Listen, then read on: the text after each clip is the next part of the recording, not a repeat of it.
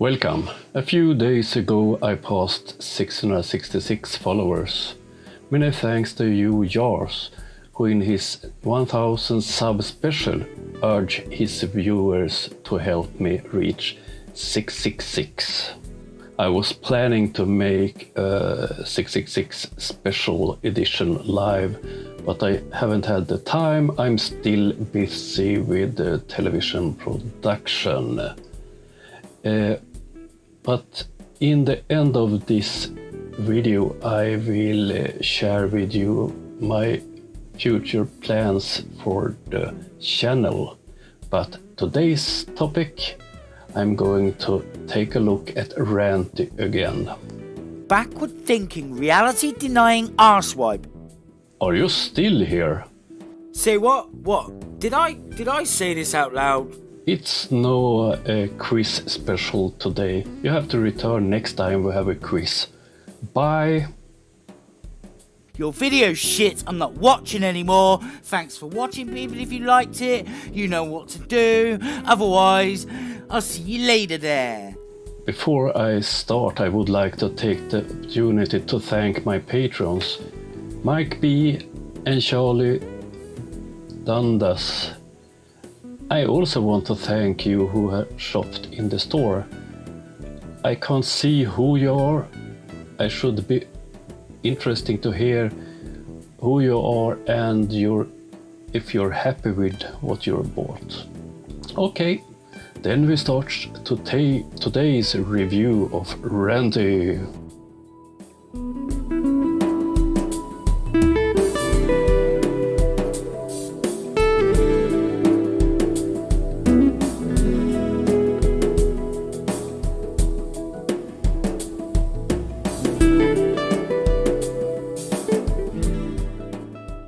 Today I will review 3 videos from Ranty.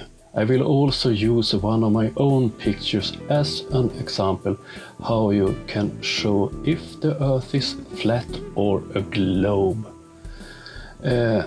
Okay, let's have a look at the first video.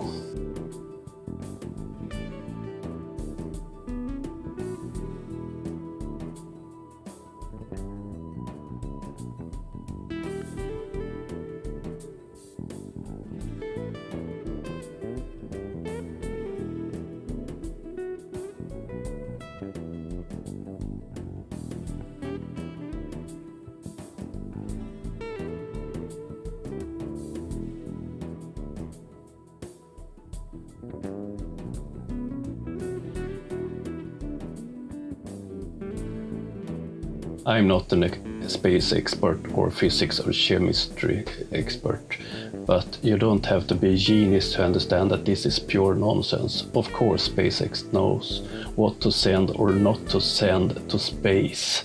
If your tire can't handle air in space, then they fill the tire with something else.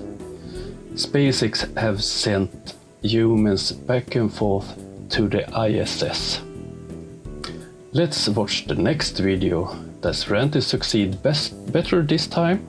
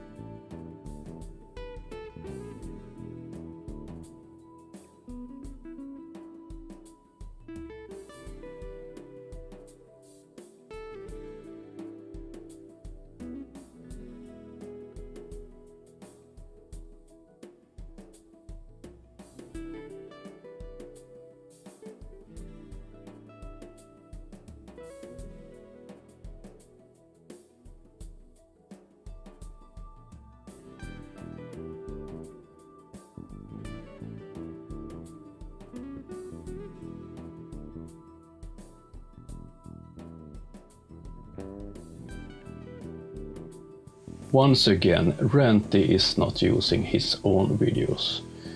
He also doesn't give us all the facts needed to examine it, probably. This video was filmed in southern Australia.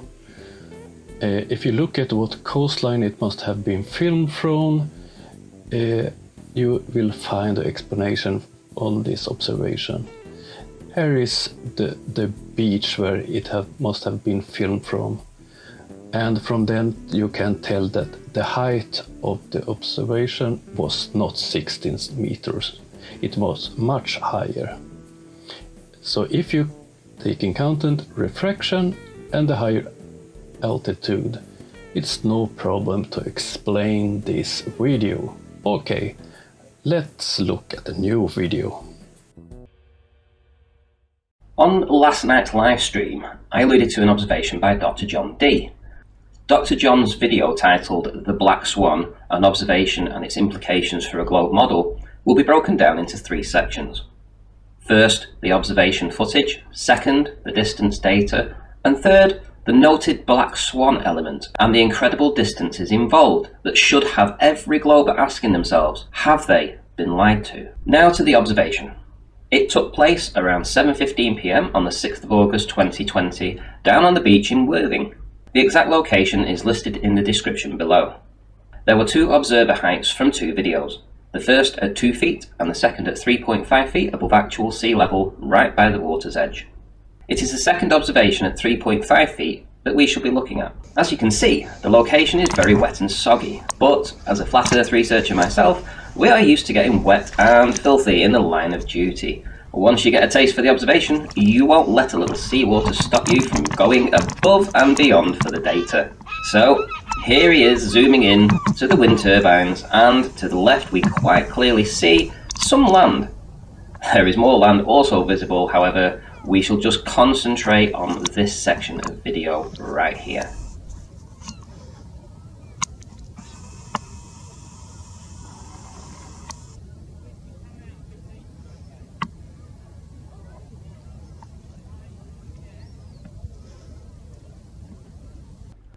Luckily, the data for these turbines is quite easy to find, and with a few minutes work, we can plot them onto Google Earth.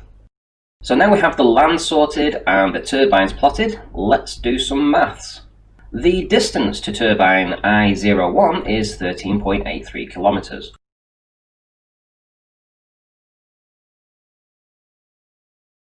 And the distance to turbine 007, which is the turbine to the right of the image, is 18.58 kilometers. In the video and the enhanced photo, we can clearly see that the horizon is beyond both of these turbines. Note, the horizon is not the edge of a sphere. It is simply an optical position where the ground or sea appears to meet the sky. The horizon is not a defined position, and nobody can travel to it. However, the globe math needs a mathematical distance to this place, and in their model it is a fixed position with a fixed distance based on an observer height. So let's calculate what the geometric horizon should be on a globe. The observer height is 3.5 feet, which, when put into a Earth curve calculator, we get a distance of 2.29 miles. This means that everything beyond this 2.29 miles will be incrementally obscured from the bottom. What is clear in this evidence is that the horizon is not in front of the turbines. In fact, it is well beyond even the furthest turbines. You cannot have this on a geometric globe of 6,371 kilometers in radius. This type of observation has been nicknamed a black swan. One thing that is evident in these observations is a lack of energy input into the water. It is well known that swell, tide, and wind can all affect the motion of the water. But if you get the right conditions, where there is little wind to create the waves, where there is little swell to create the rolling deck of water, and lastly, little tide effects, filming at a dead tide, then you can seemingly capture these long distance images quite often. Of course, there are other factors too, but in general, a flat earther will tell you water finds its level, and only the input of energy into a body of water will change that and create a not so flat water to look across. Lots of nonsense and lies. I have skipped the part in the video where Ranty claims to see France. Hugh Jarsz have already made a video about it. Worth noting that in the original video, Dr. John D does not address that madness. Here is a good picture of the wind turbines, and here a picture from the video. It's clear that you do not see the whole wind plants in the video, and that the ones furthest away is more hidden. Exactly what you expect on a globe. That was all about Ranty and his liar for this time. Now I will show an example how you can take pictures to prove the shape of the Earth.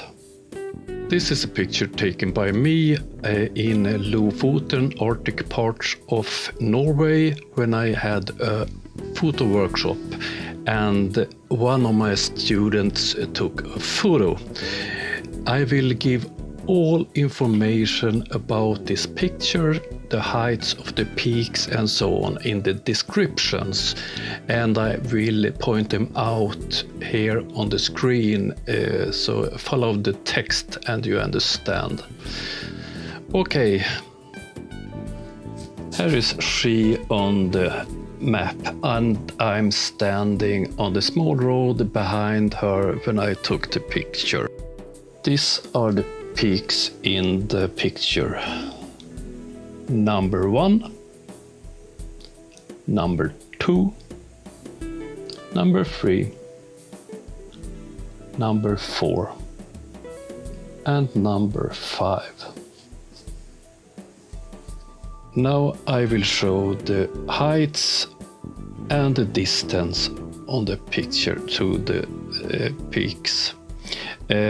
And on the map the photographer is standing 8 meters up.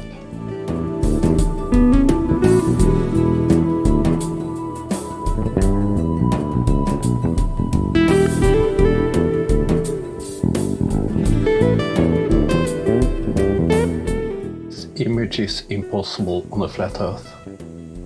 I always visit this place with my workshops. My students have taken hundreds of pictures with different cameras. The result is always the same as this picture. If any flat earther wants to debunk this image, all the information you need is in the description. And you're very welcome to try. Good luck! And then, what are my plans for the channel? In a few weeks I will have more time, and then I will put more work into each video. I also will try to have fixed days as I release videos. The idea is 3 days a week. One video where I go more into photography and filmmaking. One where I debunk flat earthers videos. And one more humoristic, like the month's clown, flat earth quiz. The next clown of the month comes at the end of this month. That was all for now. Thank you for watching. See you soon.